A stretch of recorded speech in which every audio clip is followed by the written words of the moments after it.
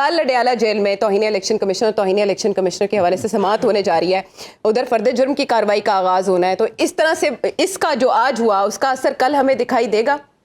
ضرور دکھائی دے گا, کیونکہ میرے خیال میں تو اب تک جو الیکشن کمیشن کے جتنے بھی اعمال ہیں ان سے ایک ہی بات ظاہر ہوتی ہے کہ اس کا ایک ہی مشن اور مقصد ہے کہ تحریک انصاف کو کس طرح محدود کیا جائے اور کس طرح اس کے لیے جگہ جو ہے عرصہ حیات اس پہ تنگ کیا جائے. آپ دیکھیں 70 دن تک تو وہ فیصلے پہ بیٹھے رہے, انہوں نے جاری نہیں کیا, پھر 70 دن بعد انہوں نے کہا اپنا فیصلہ سنایا, اور پھر ایک بالکل الیکشن کے قریب انہوں نے کرائسس کھڑا کر دیا کہ ایک پارٹی جس کو تقریباً 2.25 کروڑ ووٹ پچھلے الیکشن میں ملے تھے, آپ اس کو گیم سے ہی آؤٹ کر رہے ہیں.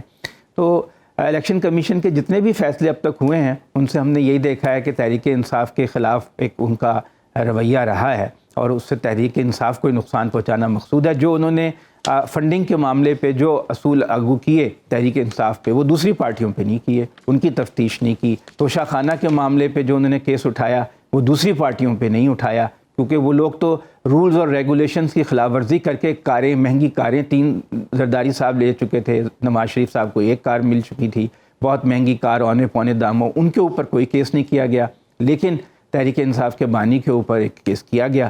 تو اب یہ جو سارا الیکشن کمیشن کا رویہ, اور جس طرح آروز نے لکھا کہ دیکھیں جو لوگوں کو کاغذات نامزدگی داخل نہیں کرانے دے رہے, صوبائی الیکشن کمشنر نے پنجاب کے لکھا کہ انتظامیہ جو ہے ہر ضلع سے شکایتیں آ رہی ہیں, لوگوں کو کاغذات جمع کرانے سے روک رہی ہے.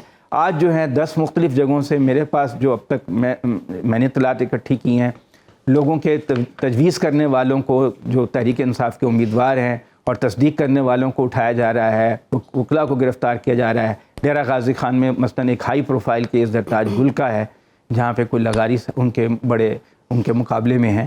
تو یہ جو الیکشن کمیشن کا پورا رویہ ہے وہ ایک جماعت کے خلاف وہ سفارہ ہے. اب وہ اپنی امیج بنانے کے لیے کوئی باتیں ایسی کریں, اور اس جماعت نے الیکشن کمیشن کے خلاف توہین عدالت کی درخواست بھی دائر کر دی ہے. کیا جواب دہی ہو سکتی ہے الیکشن کمیشن کی سپریم کورٹ کے روبرو ان شکایات پر؟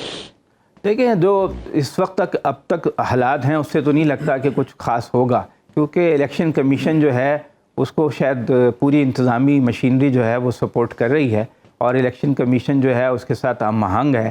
اور اس وقت جو گیم ہے وہ تو یہی ہے کہ پہلے تو یہ تھا کہ کسی طرح تحریک انصاف کو بالکل الیکشن کے ارینا سے آؤٹ کر دیا جائے, اور وہ نہیں ہو سکا تو اب یہ کہ کسی طرح اس کی جو سیٹیں جیتنے کی صلاحیت ہے اس کو محدود کیا جائے, کم سے کم وہ سیٹیں جیت سکے, ایسے حالات بنا دیے جائیں, ان کے کینڈیڈیٹس کو نااہل قرار دے دیا جائے, ان کے اسکروٹنی میں ان کے کاغذات مسترد کر دیے جائیں. اچھا, ویسے پاکستان تحریک انصاف کی طرح کسی نے ریزسٹ کیا ماضی میں سسٹم کو, جس طرح باقی پارٹی زیر تاب رہی اپنے دور میں, پاکستان تحریک انصاف جیسی فائٹ بیک کی کسی نے؟ جی کیوں نہیں کی, پیپلز پارٹی نے کی. پیپلز پارٹی کا تو بہت ہی لمبا پنڈا تھا, جو جنرل ضیاء الحق نے ان کا کیا کچھ نہیں کیا ان کے خلاف. ان کے تو لوگوں کو کوڑے تک مارے گئے اور سزائے موت تک دی گئی, لیکن اس کے باوجود وہ کھڑے رہے, اور انہوں نے تو بہت زیادہ فائٹ کیا. اور 2 مرتبہ وہ ان کے ساتھ ہوا, بلکہ 2 سے بھی زیادہ مرتبہ. بے نظیر بھٹو کے ساتھ اسحاق خان نے جو کچھ کیا, پھر ان کے اپنے صدر لغاری نے کیا, اس کے بعد پھر جو جنرل مشرف کے زمانے میں ان کے ساتھ ہوا.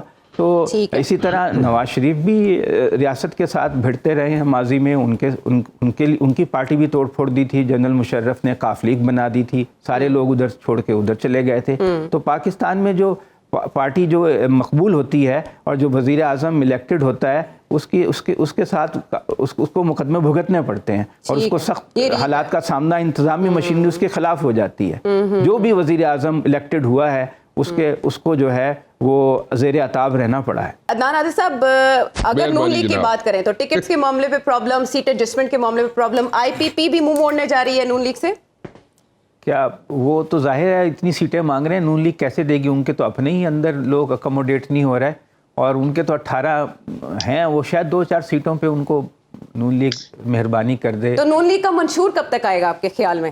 نون لیگ کا آ جائے گا جب نواز شریف چاہیں گے. اب وہ منشور سے کیا فرق پڑتا ہے؟ منشور تو بس ایسے لوگوں کو بتانے کے لیے ہوتا ہے, اصل میں تو لوگوں نے وہی کرنا ہوتا ہے جو کرنا ہوتا ہے. یہ تو ایک فارمیلٹی ہے, وہ کسی وقت بھی پوری ہو جائے گی. ہاں ٹھیک ہے, چلیں. میں ایک لاسٹ کامنٹ دے دوں. پیراشوٹرز کی بات ابھی ہوئی. جی, پیراشوٹرز جو ہے نا جی, اگر پیراشوٹرز ہر سیاسی جماعت کا مسئلہ ہے. پیراشوٹر اگر کوئی پی ٹی آئی میں ہے تو وہ خاور بانے کا اور اس کا خاندان.